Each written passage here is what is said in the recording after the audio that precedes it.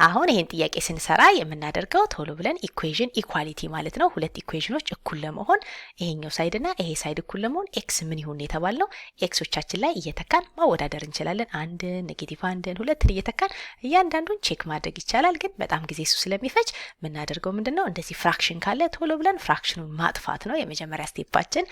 ስለዚህ እዚህኛውም ጋር በ3 እዚህኛውም ጋር በ3 ባበዛ ይሄ 3 ከዚህ ይጠፋል ማለት ነው። ሁለቱም ሳይድ በ3 ነው ያበዛ ነው። ያ ማለት ኢኩዌሽኑን አንቀይረውም። ከዛ 3 በ3 ይጣፋልናል። ይሄ 3 ግን ከዚህ ጋር አብሮ ይሆናል። ስለዚህ ጥያቄያችን ይሄ እንደሌለ ቁጠሩት ማለት ነው። ኦሬዲ አጣፍተ ነው ይሄኛው የለም እንደማለት ነው። እንደዚህ አይነት ጥያቄ ነው የተጠየቅነው እንደማለት ነው። ስለዚህ ይሄን ስንሰራ የበለጠ ይቀላል አይደል? ስለዚህ ፍራክሽኑን ቶሎ ብለን ማጥፋት ነው መልመድ ያለብን። ከዛ 81ን የምናውቀው ነው አይደለ? 81 ማለት 9 ጊዜ 9 ነው። ከዛ 3 ጊዜ 3 ጊዜ 3 አድርገን ምን ማድረግ እንችላለን? ይሄንን 3 ዘ ፓወር ኦፍ 4 አድርገን ማስቀመጥ እንችላለን አይደለ? 3 ፓወሩ 4 ጊዜ ፓወር ብናደርገው ዞሮ ዞሮ 81 ነው የምናገኘው። ከዛ ይሄ ደግሞ ኔጌቲቭ 3x + 2 እንዳለ ይሆናል። እንዳነሳሳት ቅንፍ እናደርጋለን። ከዛ ይሄኛውንም በ3 አድርገን ፓወሩን አስቀምጠን ቤዛችንን ለማመሳሰል ነው። ከዛ 243 እናደርግና ዞሮ ዞሮ በ3 የሚካፈል ነው የሚሆነው የሚሰጠን። ይሄ በ3 እናካፍለው 81 እናገኛለን። 3 ጊዜ 1 3 ጊዜ 8 24 ይሆንና 81 ይሰጠናል። ይሄ ደግሞ ኦሬዲ 3 ዘ ፓወር ኦፍ 4 ነው ብለናል። ስለዚህ አንድ 3 ነው የተጨመረበት። ይሄ 243 የዚህኛው በአንድ 3 ተጨመረ እንጂ ለውጥ የለውም። ስለዚህ እዚህ ጋር ምን እናደርጋለን?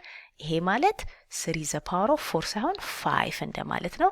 ከዛ ደግሞ እዚህ ጋር 3 አለልን እንዳንረሳው። ከዛ ደግሞ ይሄ ፓወራችንም አለ 2x - 3 አለ። ከዛ እዚህ ጋር ኖቲስ እንደምናደርገው የዚህኛው ፓወር 5 አለ፣ እዚህ ጋርም የተቀመጠው አለ። ሁለቱን ጎን ለጎን ማባዛት እንችላለን። ለዚህ ምን እናደርጋለን? ይሄ 3 እንዳለ ይሆንና ይሄንን 3 ያድርገን 5 ጊዜ 2 10x ይመጣል። 10x ከዛ ደግሞ 5 ጊዜ ኔጌቲቭ 3 ደግሞ ኔጌቲቭ 15 ይሆናል። በተመሳሳይ ደግሞ እዚህም ጋር 4ን በኔጌቲቭ 3x ስናበዛው ኔጌቲቭ 12x እናገኛለን።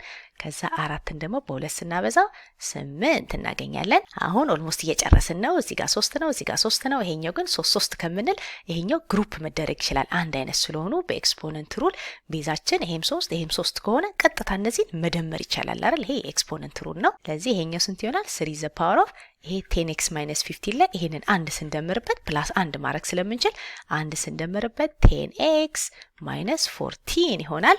ይሄ አንድ አይነት ቤስ ስለሆነ ነው። ቀጥታ ከዚህኛው ጋር ማደማመር እንችላለን። 10x እንዳለ ነው። አንድና ኔጌቲቭ 15 ኔጌቲቭ 14 እንደማለት ነው። ከዛ በዚህ ሳይድ ያለው ደግሞ 3 ዘ ፓወር ኦፍ ኔጌቲቭ 12x ፕላስ 8 ይሆናል። አሁን ይሄ ቤዝ አንድ አይነት ነው። ስለዚህ ሁለቱ እኩል ለመሆን ግዴታ ከላይ ያለው ከዚህኛው ጋር እኩል መሆን አለበት እንልና ይሄኛው ፓርት 10x - 14 የተባለው ከ12x + 8 ጋር እኩል ከሆነ ነው እንላለን። ያኔ ኤክሶቹን ግሩፕ ማድረግ ነው። ስለዚህ እዚህ ጋር +12x እዚህም ጋር +12x አድርገን ከዚህ ጋር ኤክሱን ማጥፋት እንችላለን። ያኔ 10x እና 12x 22x እናገኛለን። ይሄ -14 እንዳለ ማለት ነው።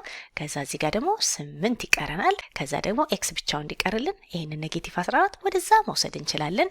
ስለዚህ እዚህ ጋር +14 እዚህም ጋር +14 አድርገን ይሄንን 14 ከዚህ እናጠፋዋለን።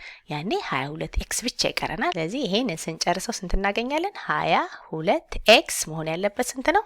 ከ22 ጋር እኩል መሆን አለበት። ያ ማለት x ብቻውን እንዲቀር ኦቨር 22 ስናደርግ ኤክሳችን አንድ ነው መሆን ያለበት ብለን ይሄ በዚህ ተጣፍቶ ኤክሳችን አንድ ነው መሆን ያለበት።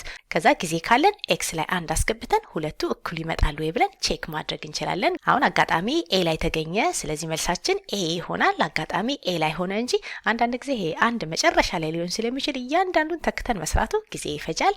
ግን አጋጣሚ ላኪ ከሆነንና ቀጥታ አንድን ተክተን ቢሆን የምናደርገው ምንድነው 243 እናደርግና ኤክሳችን ላይ አንድ ስንተካ ሁለት ጊዜ አንድ ሁለት ነው። ከሁለት ላይ 3 ስንቀንስ ኔጌቲቭ 1 እናገኛለን። ኔጌቲቭ 1 እንደማለት ነው። ይሄ ኢኳል ስናደርግና 81 እንዳለ ሆኖ ይሄ ደግሞ ኔጌቲቭ 3 እና 1 ሲባዛ ኔጌቲቭ 3 ይሆናል። ኔጌቲቭ 3 እና 2 ደግሞ ኔጌቲቭ 1 ይመጣል አይደል? ስለዚህ የዚህኛው ኔጌቲቭ 1 ይሆንና ከታች 3 አለልን። ስለዚህ ይሄኛው ደግሞ ፓወር ኦፍ ኔጌቲቭ 1 ማለት 1/3 243 እንደማለት ነው። ይሄኛው ደግሞ 81 ዘ ፓወር ኦፍ ኔጌቲቭ 1 ማለት 1 ኦቨር 81 እንደማለት ነው። ስለዚህ ይሄኛው 1 ኦቨር 81 ይሆናል።